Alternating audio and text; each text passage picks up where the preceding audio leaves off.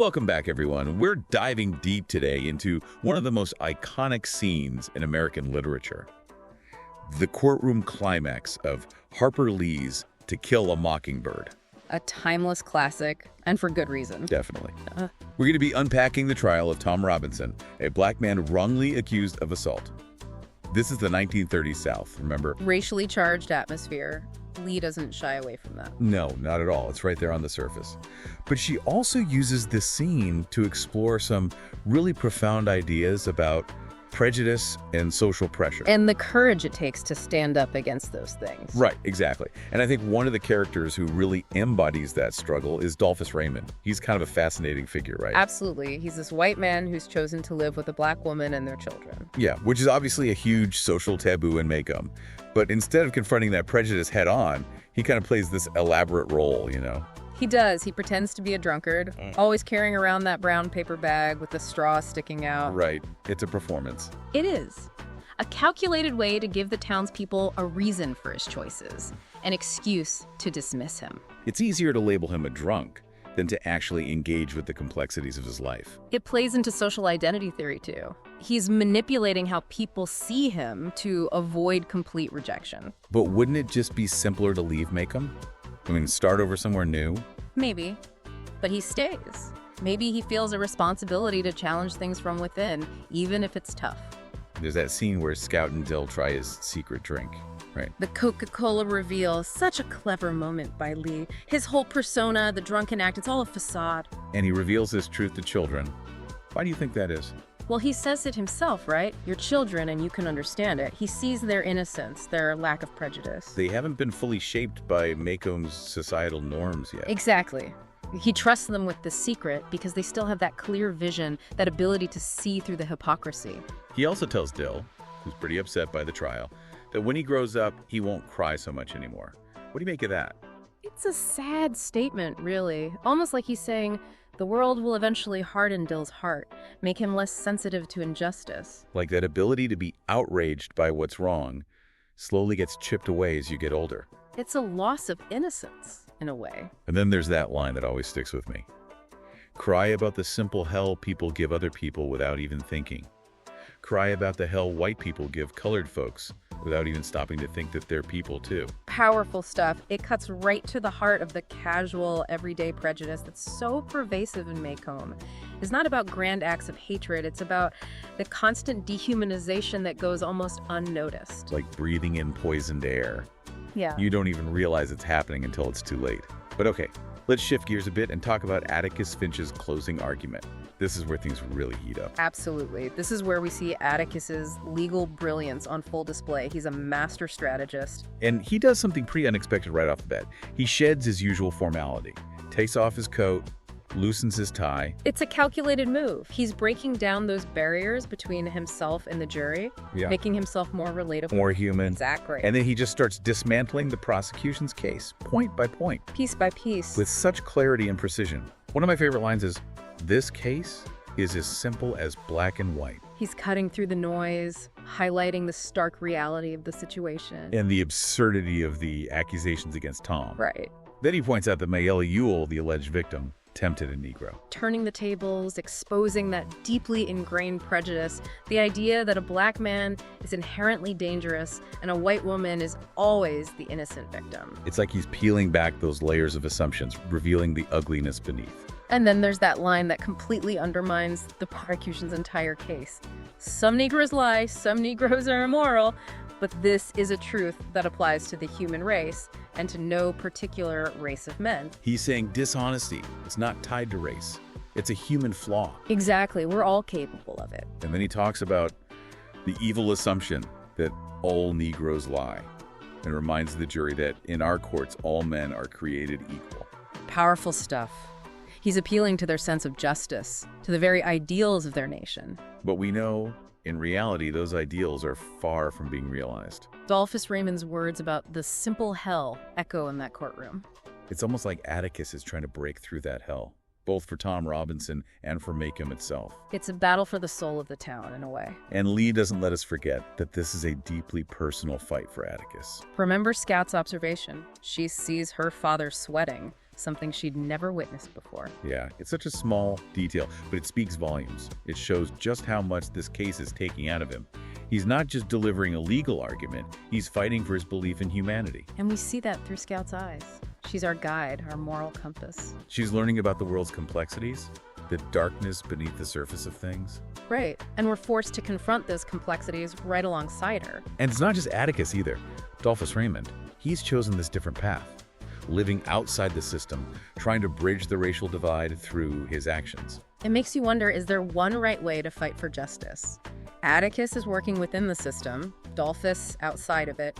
They both face huge obstacles. And then, just when we think we're reaching the peak of this trial, Lee throws in this incredible cliffhanger. Calpurnia, the Finch family's housekeeper, enters the courtroom. Out of nowhere. It's like, wait, what? What's going on? What could be so important? And remember, a black woman entering a white courtroom in the 1930s, that's a huge disruption. A crack in Macomb's carefully constructed social order. And with that, I think we need to pause and unpack the implications of Calpurnia's arrival in part 2 of our deep dive. So we left off with Calpurnia walking right into the courtroom during Atticus's closing argument. What a dramatic entrance. Lee is so good at that, you know? Creating these moments that just pull you right back in. It's like, wait a minute, what's she doing here? And you have to remember, a black woman entering a white courtroom in the 1930s, that's unheard of. A complete breach of social protocol. Exactly. It's like the carefully constructed world of Macomb is suddenly being challenged. And it's not just a visual disruption. It also forces us to think about the world outside the courtroom. The world that's pressing in on this trial. So what happens next? Does Calpurnia, address the court, make some big announcement? No, it's much more subtle than that. She whispers something to Atticus. Ooh, mysterious. Right, and Lee doesn't tell us what she says. But we see Atticus's reaction, and that's where the real drama unfolds. Okay, so what's his reaction? Is he angry? Confused? Not at all. He listens intently to Calpurnia, and then, get this, he just gets up and walks over to the judge. Wow, that's a power move right there. It's like he's saying, hold on, something bigger is happening here. Exactly. And the way Lee describes it, Atticus rose from his chair and walked slowly across the room to the judge's bench. He spoke to him in a low voice. You can practically feel the tension building. Oh, yeah. And then there's this brief, cryptic exchange between Atticus and Judge Taylor.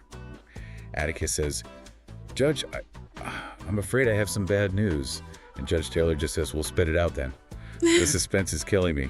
What is this bad news? Is it about Tom? His family? Well, Lee keeps us in the dark for now. But knowing Atticus and his unwavering dedication to justice, I have a feeling this news is going to be... bad. Yeah. Like it involves some kind of injustice or hardship? Right, because Atticus is always fighting for those who are most vulnerable, always looking out for the underdog. Do you think it could be something that happened outside the courtroom? Something that might actually affect the trial itself? It's definitely possible. Remember, this trial is just one small piece of a much larger story, and Lee keeps reminding us of the world outside those courtroom walls, the world where racial tensions are simmering just below the surface. So it's like those tensions have finally boiled over, interrupting this whole carefully orchestrated courtroom drama. Exactly. And with that interruption, Lee forces us to confront the reality that justice isn't confined to a courtroom. It's a much bigger fight. Much bigger. This makes me think back to Dolphus Raymond and his decision to live on the fringes of society. Do you think he's fighting for justice in his own way? Oh, absolutely. By choosing to live authentically, even if it means social isolation, he's making a statement. A quiet protest against Macomb's norms. Interesting. And what about Scout? She's watching all of this unfold from the balcony. How do you think this impacts her? Remember, Scout is our eyes and ears in this story. Her innocence helps us see the injustice of the situation more clearly.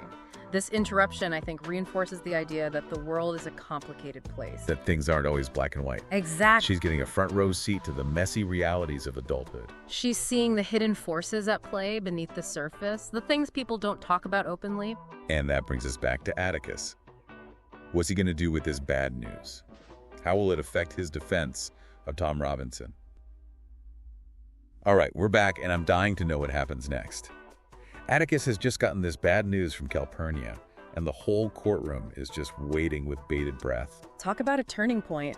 Lee really knows how to ratchet up the tension. So does Atticus tell everyone what's going on? Does he share the bad news with the court? He doesn't, at least not right away. He kind of brushes it off, tells the jury, "Gentlemen, I apologize for the interruption. It seems there's been a slight misunderstanding. I need to clear it up before we can proceed." Trying to keep things calm. But you can tell he's shaken. Everyone must be on the edge of their seats wondering what's going on. Oh, absolutely. And Lee gives us this little detail that just gives you chills. Atticus turned and walked back to his table. He sat down and picked up his papers. His hands were shaking. Wow. Even Atticus, the epitome of composure, is rattled. Makes you realize the weight of this bad news, whatever it is. Exactly. It's a reminder that even the strongest people, the ones who fight for what's right, they're still human. They still have their breaking points. So the trial picks back up, but I bet the atmosphere is completely changed. You can practically feel the tension in the air. Oh, it's palpable. The jury's distracted. Atticus is more subdued. The bad news, it's like a dark cloud hanging over everything. But does he manage to finish his closing argument? Can he still make that passionate play for Tom Robinson's freedom? He does. He pulls himself together, pushes down those personal feelings, and just continues his defense. Reminds the jury about the lack of evidence, the inconsistencies in the testimonies, the blatant prejudice fueling the whole case. But knowing what he's going through now, knowing the burden he's carrying, those words must have even more power behind them. Absolutely. It's like he's waging a war on two fronts. Fighting for Tom Robinson's innocence while battling this unseen force that's threatening to destroy everything he's worked for. And it really makes you think about the limits of the legal system, right? It does. Even the most eloquent arguments, the most airtight evidence, they can be overshadowed by the deep-seated prejudices that exist outside the courtroom walls. It all comes back to that question we keep running into. How do you fight for justice in a world where the odds are stacked against you?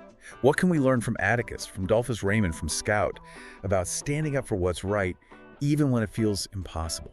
That's the beauty of this book. It doesn't hand us easy answers. It makes us think. It makes us question. It forces us to confront those uncomfortable truths about prejudice and the fight for equality. It reminds us that this fight isn't just happening in courtrooms, it's happening every day. In every interaction, in every choice we make. It's about recognizing the simple hell that prejudice creates and actively working to dismantle it.